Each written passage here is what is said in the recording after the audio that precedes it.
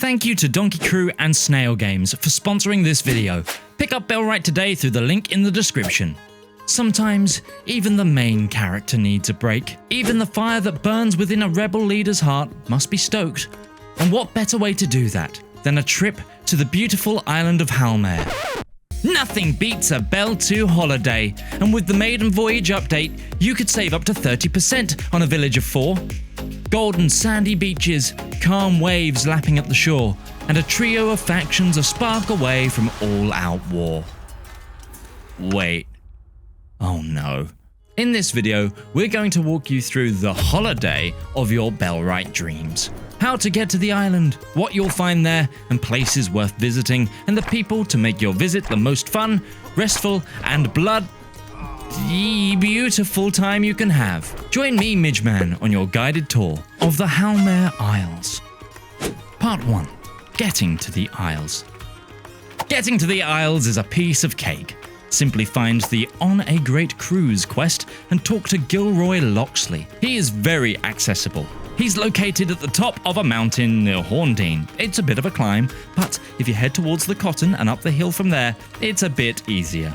And when you talk to him, just ignore anything he might mention about treason. Sometimes it has to be done. Then you'll be headed back to the start, all the way back to Horndean, to talk to Amelie Feltoir. Depending on how your encounter with Loxley goes, she can be quite approving. I'm glad you didn't act emotional there. Now, it's time to build a dock.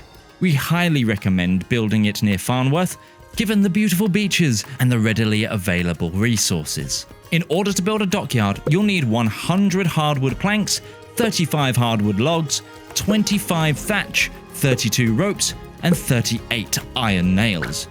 Be sure to build a dockyard and not a river dock, as a river dock won't let you travel to the new land.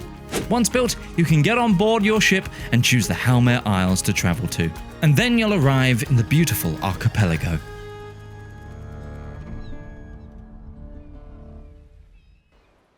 Part 2. The Where. The Halmare Isles contain several cities and towns worth visiting. You'll start your journey on the stone marinas of Sorrowin, a sleepy seaside town with a bustling tavern, the Sorin's Cup. Whilst it's called the Stormy Strand, it can be quite picturesque this time of year. And this small island connects to the main body of the Halmare with 2 iconic drawbridges. You'll find beautiful rolling hills, quaint little forests, and minimal worries. Perfect for a first landing. The resources you'll find here include wood, hardwood, flax, hemp, and stone scattered all around this bountiful isle. Heading east across the drawbridge, you'll be right to be intimidated by the massive stone walls of Crag Keep, but fret not, the land of Carmine Moor is as safe as it is fertile, with the Crag Keep containing not 1 but 2 taverns where you can eat, drink, and carouse with the locals. The interior of the Crag Keep is well kept and very approachable, so be sure to stop off here for a few bevies and a fantastic meal. To the east of the Crag Keep stands a truly breathtaking sight, the massive stone lighthouse Craglight, with steps down to the slightly stony beach and sightlines as far as you can imagine. The lighthouse is a worthy stop on any holiday goer's itinerary. On the northern coast of Carmine Moor rests a reminder of the past, a ruin that used to be a watchtower during the previous king's reign, destroyed but still standing in parts. A budding historian might find this site enlightening. The resources you'll find here are much the same as the first island, with hardwood, wood, stone, flax, hemp, but with the addition of cotton. There are also many chests in the northern ruins you can loot for some decent resources and materials. And in addition to that, if you're the hunting type, there's a lot of local wildlife to hunt. Heading further east into the territory of the Treacherous Cliffs. Wait, can we workshop that name? No? I mean, okay, but it's not a great place for... It's not a great place to visit, you know? The cliffs contain some beautiful forests, fresh and alive with nature. A nice hike through here will heighten the senses, and maybe even a heartbeat if you're the romantic type. Crag Keep Bay is the biggest shipping port on the Halmare. Just because it's full of industry doesn't mean it isn't the perfect place to visit for an aspiring foodie? Absolutely not. Cragkeep Bay has the best seafood in the kingdom, as well as some unique ales and spirits brought from faraway shores. Its stone marina is perfect for an evening walk to relax after a long day. Next up we have the Red Hold, a historic bastion of the kingdom, a worthy trip for any military enthusiast, even if it's not up to the same standard these days. And finally, there's the Beacon Hold Lighthouse, with an exceptional sightline to the natural environment around it. And if you enjoy birdwatching, this is the place to be. If you're more of a coffee black and whiskey neat kind of person, we can't recommend, but we will inform you of the Opportunist's Bliss. Here you'll find a ragtag group of scallywags who drink hard and party harder. Travellers are to be warned that crime is quite rampant here, so bring a friend or two, maybe a great sword. Scattered across the cliffs, you'll find wood, hardwood, stone, flax, cotton, hemp, and, again, more stone. The Dreadmore, a beautiful valley filled with nature. Unfortunately, it doesn't have too much to note. However, if you're a nature lover, a trip here on the way to the rest of the Isles is exquisite. While exploring the moor, you'll note more wood and stone for your use. The Dusk Heights are astonishing. Truly nature at its finest. Valleys filled with native wildlife and all the resources a hiker could need. Rushed Shore is a bustling fishing town. The Halmareans, centre of trade and their home. It contains a busy tavern, plenty of merchants for all your needs, and with the Halmareans outpost next door, it is protected from the sightly, unscrupulous folks who use the northern coastline. But enough about that. The Kailmore Nook is famous kingdom-wide for its sweet yet spicy wine, a great place to spend time if you enjoy beautiful beaches and a good glass of the finest wine in all of the kingdom. The Dusk Heights have wood, hardwood, flax, hemp and cotton. To the east of the Dusk Heights is the Noro Seashore. It contains Noro, a beach settlement where you can spend your time with your feet in the sand and your eyes on the fantastic fresh food and breathtaking sights, along with the local stores and fantastic ales. You can find wood and fish here for food. Finally, the northernmost region of Halmare, where you'll find Half Bay, a quaint and pretty village built into the cliffs, with a warm hearth near lapping waves. What's not to love about this idyllic little village? This region has wood, hardwood, flax, hemp, and more local wildlife to hunt. Part 3. The Who. While it's important to know where to visit, it's also important to know the people. There are 5 faction leaders who can assign you important quests. As we know, a good holiday is nothing without an excursion or two. For the False Scars, there's Captain Berthold Cug, who can be found at the False Scars main keep. He will assign you some quests, but he's largely there to manage the False Scars and maintain the Queen's iron grip of Halmare.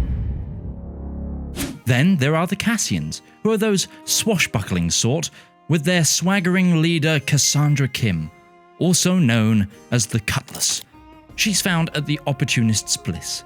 She will give you quests and make you wonder if you have a thing for pirate women. Then finally, we have the Halmareans. They are the native inhabitants of the Halmare, and before the Queen's conquests, they ruled this land. But now their leaders Lyra Zauhar and Dario are located at the Rush Shore. The Cassians and Halmareans have unique equipment merchants who will only sell to you once you have a good enough reputation. These merchants can be found in their capital settlements. Depending on who you side with, the opposite faction will begin to view you with disdain, charging you more for trade goods and food and eventually declaring all-out war. Be sure to keep that in mind during your adventure. But let's take a look at those factions, shall we? Starting off with the native Halmareans, a proud people, proud of their wine and their music, but also proud of their strength in war. The Halmareans are stubborn and prideful, but they also know how to party. Their taverns are always alive with music and laughter. Siding with the Halmareans against the Cassians grants a collection of units that are strong frontliners. Heavy armor, polearms, shields and hammers. They also do bring some archers and light troops to bear to support their heavy infantry. Their quests revolve around taking the conflict to the Cassians, which means fighting a lot of light troops and archers, so be prepared for that. Once you've gained enough favor with the Halmayans, you can permanently ally with them through doing a quest. This will help you eventually take the Halmare Isles for yourself if you wish. Also, you can dock your boat at their ports. Swashbuckling, swearing, and swinging a cutlass, the Cassians bring rowdy parties and bloodshed, with their go-to tactics being skirmishing. Lots of light infantry and archers, with some heavy infantry in support. They're the criminal element of Halmare, with a cutthroat attitude to boot. Their quests revolve around undermining the Halmayans, attempting to sow dissent and destroy their morale. After all, who needs to find the cracks in the plate mail when they don't even bother to put it on? The Cassians provide you with a large troop of archers and light infantry, so if you prefer that and you have much lower morals, consider siding with them over the Halmayans. Furthermore, they'll give you a discount and let you dock your boat at their ports. Once you gain enough respect with the Cutlass, she'll give you a quest to get on her side permanently. So be ready to fight the Halmayans, whose heavy armor and hard-hitting weapons might be a problem. Then finally there are the Falskars. Once a legion of proud military elites, the Falskars are now little more than a penal legion with noble sons taking up the banner in order to gain some prestige and renown. They have gained infamy under the Queen, as they have taken the Crag Keep from the Halmayans with violent efficiency. They will not side with you. They are as loyal as they can be to the Queen. However, you can placate them for a while. Some quests for both the Halmayans and the Cassians will annoy and aggravate them, but you can hold them off with quests of their own that they might want done. While they might not be the same elite group of warriors they once were, the Falskars are well equipped and trained, so if you decide to annoy the ruling faction of Halmare, be ready for some hard hitters and a lot of blood on the sand. Who are we kidding? You're the Bellwright, and the Falskars are the soldiers of the Queen. You'll want to overthrow them at some point. And with that, we hope you enjoy your Bell 2 holiday on the island of Halmare. If you have any comments or questions, or maybe even concerns, why not leave a comment for one of our sales team and we'll get back to you as soon as possible below this video. You can pick up Bellwright today through the link in the description. And once again, thank you to Donkey Crew and Snail Games for sponsoring this video. If you're just getting started with Bellwright today, check out the guide which is appearing on your screen right now. I've been Midgeman. Remember to subscribe, and I'll see you in the next video.